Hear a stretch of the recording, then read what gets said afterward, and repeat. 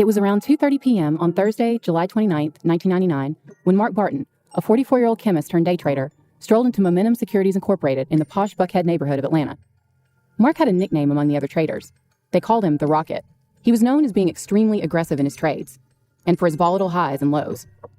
On that day, witnesses in the office remembered that their 6'4", 205-pound jovial colleague, wearing a red polo shirt and khaki shorts, was smiling. But Mark had been on a losing streak, and no one knew how bad it was. They projected success. Mark was in the hole for around $500,000, so much money that he'd been asked to stop trading at Momentum. In fact, he had lost $20,000 in a single day 2 days earlier. He gave the company a check for $50,000 that he would need to continue trading, but it bounced. So Mark had an appointment with management to clear everything up. He chatted with the staff until Brad, the manager, came back from running an errand. Then, after discussing the Dow's 200-point drop and exchanging some friendly banter, witnesses say he uttered the fateful line, "I hope I'm not upsetting your trading day." Then he pulled out 2 handguns, a .45 caliber and a Glock 9mm, and opened fire. He shot Brad 3 times at point-blank range, and he walked through the office, methodically executing people as they tried to hide under desks. He killed 4 people at Momentum. Then he reloaded and walked across the street to another office on Piedmont, where he had also recently traded, the All-Tech Investment Group. By the end of the day, 12 people were dead, 13 were wounded, a city was terrified, and the gunman was still out there. For the people of Atlanta, the horror was just beginning. I'm Catherine Townsend, and this is Red Collar.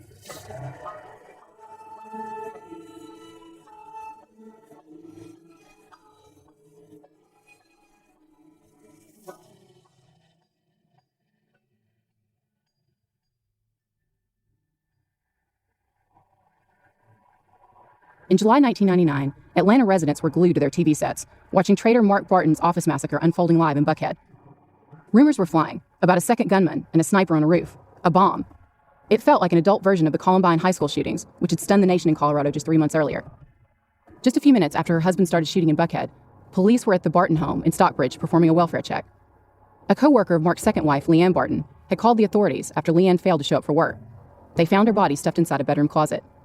Police also found Mark's children from his first marriage, 12-year-old Matthew and 8-year-old Michelle, known as Shelley. Investigators determined that Mark had killed them with a hammer and tucked them into their beds. The children had been carefully covered, with only their faces exposed, and their favorite toys were beside them. What could have driven a seemingly normal family man to snap like that? As police and federal agents scrambled to find Mark and to make sense of the gruesome clues he left behind, the world of day trading became a hot topic. In 1999, day trading was at its height. It's a high-risk, high-reward, and very volatile world, and the day traders, who come from all walks of life, kind of operate in an environment that was like the Wild West. At its most basic, day trading involves obsessively tracking stock market changes. Trading days can play out like a long roller coaster ride, and emotions can run high. In 1999, according to the New York Times, around 5 million people traded every day. Really, 3 things helped fuel the rise of day trading, kind of like a perfect storm. First, the Securities and Exchange Commission introduced a small order entry system. During the stock market crash of 1987, when firms were buying and selling NASDAQ securities and they wanted to avoid small traders, they just stopped answering their phones. After they changed the rule, they basically gave people who had orders of 1,000 shares or less a priority over the larger orders. And the second factor in the rise of day trading was the dot-com boom and the crazy rise of internet stocks. Finally, there was high-speed internet. Now, some traders, both then and now, work on their computers at home. But in 1999, internet speeds at home were much slower than they are now. And in a business where prices can plunge in seconds, this was a big deal. So a lot of traders joined firms like All-Tech and Momentum. They would attend a day training at some seminar and put up some of their own money, normally at least $50,000, to open a trading account. Then they were given a login and trained on the company system. Now, critics said that day trading was basically a form of legalized gambling. But the day traders believed they were Davids battling the Goliaths of Goldman Sachs and the other big financial firms, getting their piece of the American dream.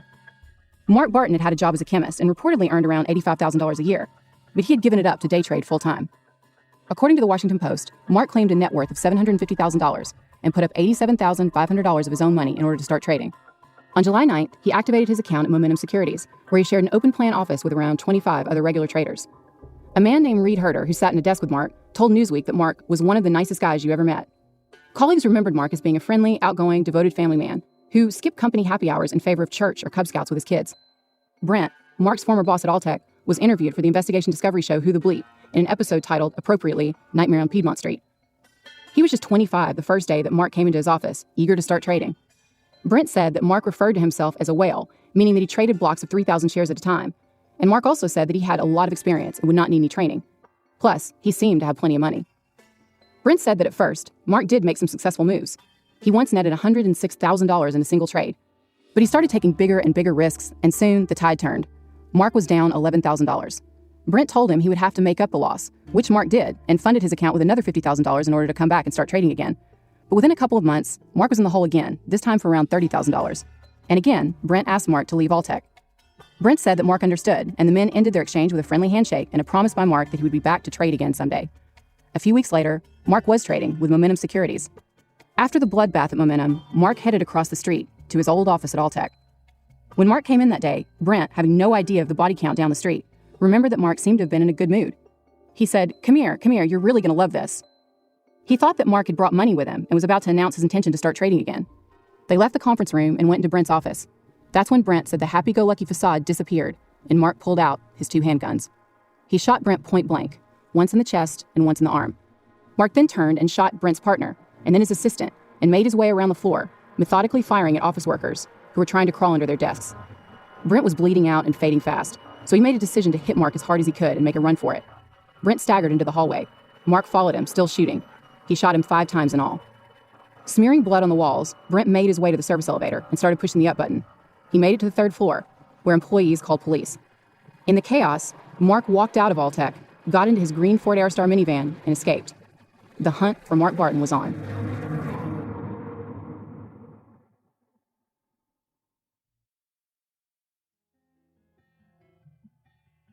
Mark Barton was born on April 2nd, 1955, in Stockbridge, Georgia. He grew up an Army brat. His dad was in the Air Force, and his mom was a secretary for the Lutheran Church. Friends told reporters that the relationship between Mark and his father was difficult, and described his dad as very strict. When Mark was 14, he broke into a drugstore and got caught. At Sumter High School in South Carolina, former classmates remembered him as being socially awkward, amazing at chemistry, and a complete loner. At 16, according to the Atlanta Journal-Constitution, he reportedly started experimenting with drugs, mainly hallucinogens. A former classmate of Mark's told the AJC that Mark ended up overdosing and in the hospital after taking too many morning glory seeds. Morning glory seeds are weaker than LSD, but they still produce hallucinogenic effects. However, they can also cause severe nausea, and if taken with any kind of antidepressant, they can produce terrible reactions. Now, I have no idea what kind of prescriptions, if any, Mark was taking as a teen, but there are a lot of stories online of teens overdosing on the seeds, including one of a teenager in Boston who ended up in the hospital after buying a bag of them at Home Depot. And if you use chemicals to cause a reaction in the seeds to try to get a better high, like budding chemist Mark's friend said he did, the reaction can be toxic. Mark survived the bad trip, but his friend said he was never the same.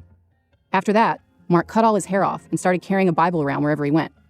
Despite having at least one psychotic episode and a worsening drug habit, he got into Clemson University. The next year, he transferred to the University of South Carolina. By then, he had reportedly graduated to using and selling methamphetamines. Still, he managed to graduate with a degree in chemistry and relocated to Atlanta, where he got a job in a hotel. That's where he met his first wife, Deborah Spivey. The couple married and moved to Texarkana, Arkansas. They had 2 children, Matthew and Michelle. On the surface, Mark's demons seemed to be behind him. His job trajectory with TLC Manufacturing was going well. He was promoted and eventually became president of the company. But former co-workers described him as controlling and paranoid, both at work and with his wife. He tried to maintain absolute control over where she went and who she associated with, and in front of acquaintances, he reportedly called her stupid, even when she had a miscarriage. He also seemed to have a serious persecution complex. If he believed that anyone was out to get him for any reason, he would vow to get revenge. Barton was fired by TLC in September 1990. A week later, he broke into the company's offices. He downloaded proprietary chemical formulas and client lists, stole folders with crucial information, and wiped the computers clean of data. Barton was charged with felony burglary. It's not clear exactly what happened, but reading between the lines of news reports, it seems like the company just wanted the matter to go away. So they settled with Mark, and the criminal charges were dropped. Mark and Deborah moved to Georgia, where he started a new job. They found a 5-bedroom family home for their 2 kids and 2 cats. But Deborah was getting suspicious. Her husband seemed to be spending more and more time away from home. And it turned out that Mark was having an affair with Leanne Van Diver, a 21-year-old receptionist at the company where Mark worked as a sales rep. Despite the age difference and the fact that Leanne was already married to a man named David Lang, Mark fell head over heels. In a deposition taken years later, Mark stated that Deborah got suspicious when he started going to a tanning bed on a regular basis. In June 1993, Mark Barton promised Leanne that he would be free to marry her by October. And he was able to keep that promise, because just a few weeks later, over Labor Day weekend, Deborah and her 59-year-old mother, Eloise, went on a camping trip to Lake Weiss in Alabama. Their bodies were found 2 days later. When detectives opened the camper, they found the interior covered in blood. Investigators determined that the 2 women were hacked with a large, machete-style blade. Both victims' causes of death were determined to be blunt force trauma, and the killer had made some attempts to clean up the crime scene. The women's valuables were mostly untouched, and Eloise's red Thunderbird was still parked next to the camper. Police theorized that robbery had not been the real motive. This level of overkill meant that these murders were very personal. According to the Atlanta Journal-Constitution, law enforcement labeled Mark the only suspect in his late wife and mother-in-law's deaths. Bill Spivey, Mark's former father-in-law, said that he had considered Mark the perfect son-in-law. But after the bodies were found, he would spend the next several years of his life trying to warn people about Mark Barton. Tragically, no one seemed to be listening. Mark claimed that he was innocent. He insisted that he had an alibi. He said he had been at home watching the kids when the murders occurred. David Yang, Leanne's ex-husband, has said that he has his own theory about what went down. He thinks that Leanne was babysitting for Mark that night. Police had doubts that Mark was with the kids, but the bottom line is they were not able to prove that he wasn't there. There were no witnesses, no fingerprints, and no other forensic evidence. They did spray luminol in Mark's Taurus and found what they believed to be spots of blood in the car. But since they did not have enough evidence to arrest Mark, or apparently to get a search warrant, their hands were tied. All they could do was send the car home with Mark and ask him not to get it cleaned. Later, Mark accidentally spilled a soft drink on the blood spots, which damaged the DNA so much that further testing was impossible. Through it all, Mark kept his cool. He refused to cooperate with police, refused to take a lie detector test, and seemed to be toying with them. He knew that they did not have enough evidence to arrest him. Investigators could also point to a clear motive: money. Mark had taken out a life insurance policy on his wife for $600,000 just days before she was found dead. The insurance company absolutely believed that Mark was involved in the deaths of his wife and mother-in-law. So they tried to negotiate. They offered to pay out the full $600,000 as a trust fund for Michael and Michelle. Mark fought back. He threatened to sue the insurance company. Eventually, they settled. $150,000 went to Mark's kids, and $300,000 went to Mark. A month after the murders, Leanne divorced her husband. According to Time magazine, investigator Danny Smith reached out to Leanne shortly after the double murders. He said that he tried to warn her, telling her that Mark had told him, in no uncertain terms, that he would always need a young, sexy wife. Smith said, "When you cease to fulfill those needs, you know he's going to kill you."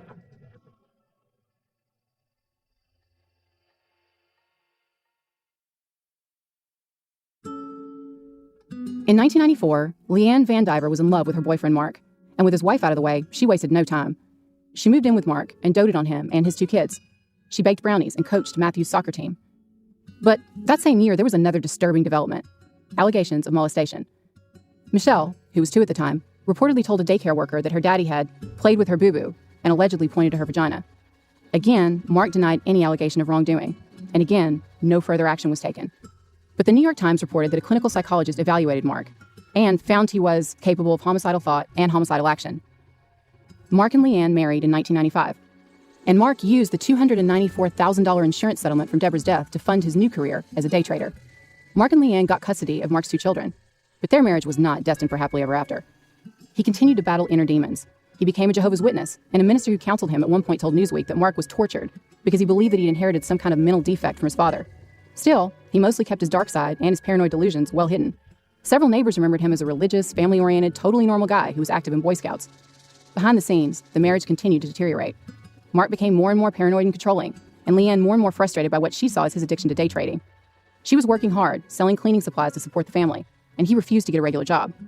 In October 1998, Mark called Leanne at work, despondent. He told her he had nothing to live for and he wanted to kill himself. Leanne rushed home, only for Mark to tell her mockingly that he had made the whole thing up. However, he said he had already killed the cat. And if that wasn't horrifying enough, he then spent the next few days helping his daughter look for her missing pet. That was the final straw for Leanne, and the couple separated. But because she knew that Mark was having financial problems and struggling to pay his mortgage, she gave him one more chance. Around Christmas time, he told her that he was devastated after losing $105,000 in a 3-day period.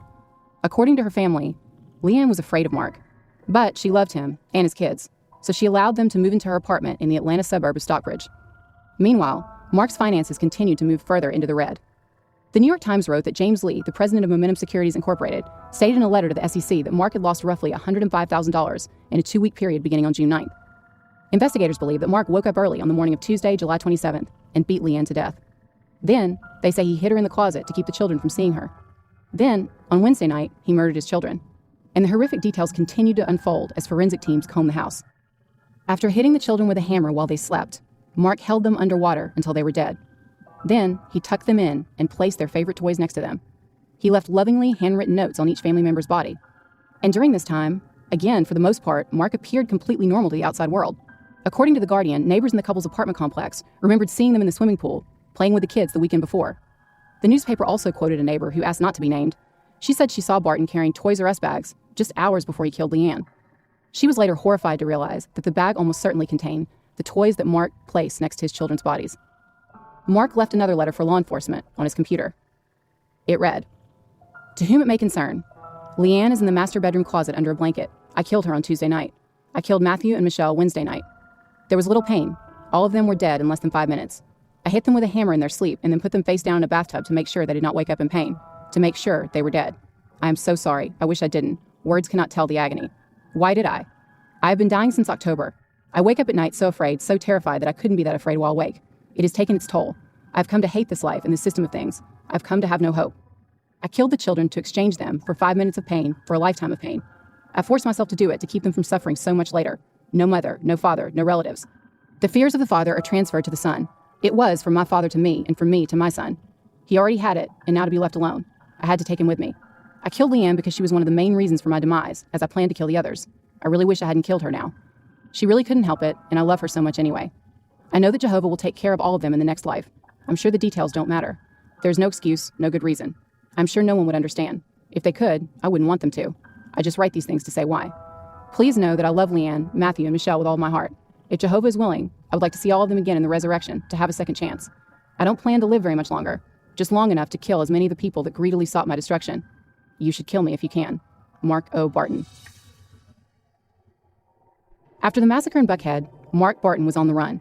Several witnesses said they saw him on the street around Piedmont, but in the chaos, they didn't realize that he was the actual gunman. He managed to walk around for a few minutes, pause in front of a building under construction, and then disappear into a patch of woods. For the next 5 hours, the entire city was paralyzed as law enforcement scoured the city for any sign of Mark or his minivan. Scenes of the carnage were splashed all over local news. Office workers evacuated the area. SWAT teams with police dogs came in, and each building was cleared methodically, floor by floor. But there was no sign of Mark. Finally, police caught up with Mark at a gas station in Cobb County. They surrounded the minivan. Guns drawn, they ordered him to surrender. Instead, Mark took a gun in each hand, put both to his head, and fatally shot himself. By 8 p.m., police were given the all-clear. The deadliest spree killing in Georgia's history was over. Investigators struggled to find a motive. Was it day trading? Did the Dow drop push Mark over the edge? Did he have an underlying mental condition that finally took hold? Was he a spree killer, mass murderer, family annihilator, serial killer, some combination of all the above? The truth is, though most workplace killings don't have multiple victims or even make the news, they're very common in America. In fact, according to a 2018 article in The Atlantic, the third leading cause of workplace death, right behind falls and car crashes, is homicide. It's hard to say if anyone could have seen Mark's murderous rampage coming. After all, narcissism and psychopathy, two of the traits cited by red-collar expert Frank Perry as being most correlated with white-collar violence, are also the traits that many CEOs need in order to get to the top. Another red-collar expert, Rich Brody, a professor of accounting at the University of New Mexico's Anderson School of Management, spoke to Forbes contributor Walter Pavlo about red-collar psychopaths and their need for ultimate control. Brody, who regularly lectures on fraud and red-collar crime around the country, was discussing a case in Florida of a man facing an indictment for securities fraud. Instead of doing his time, he murdered his entire family and then himself. Brody and Perry wrote a paper called Fraud Detection Suicide, the Dark Side of White-Collar Crime. Brody said, quote, "In murder-suicides like this one, there are risk factors that include personality traits such as the need to control situations and or persons. Murder is the ultimate form of control over others, and being able to control one's destiny, albeit resulting in death, appears preferable," end quote. We've also discussed the well-known fraud triangle and how it applies to red-collar crime. In the paper, Perry and Brody renamed the geometric shape the fraud concealment homicide triangle.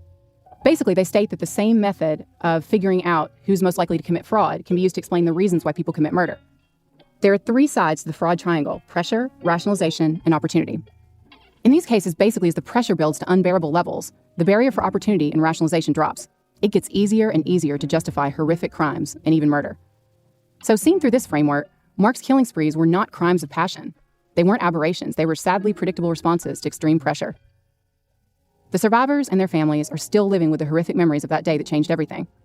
10 years after the massacre, journalist Bill Torpy followed up with some of the survivors for an article in the Atlanta Journal-Constitution.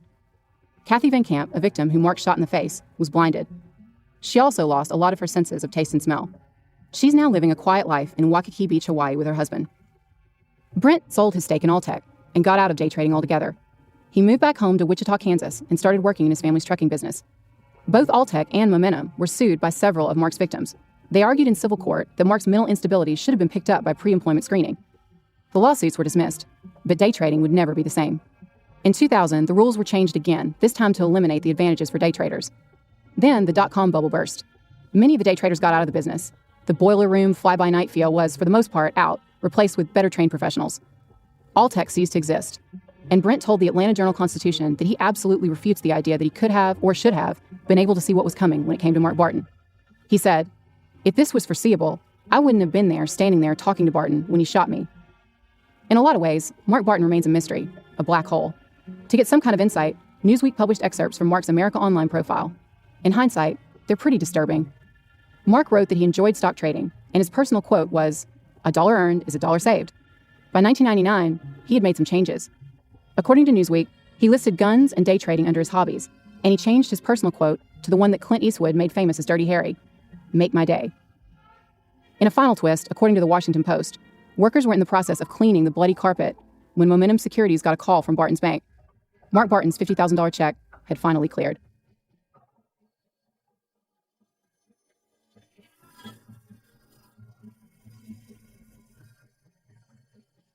Red Collar is an AudioChuck original podcast. Research and writing by me, Katherine Townsend, with production assistance from Melissa Gostola and Resonate Recordings. You can find all of our source material for this episode on our website, redcollarpodcast.com. So what do you think, Chuck? Do you approve?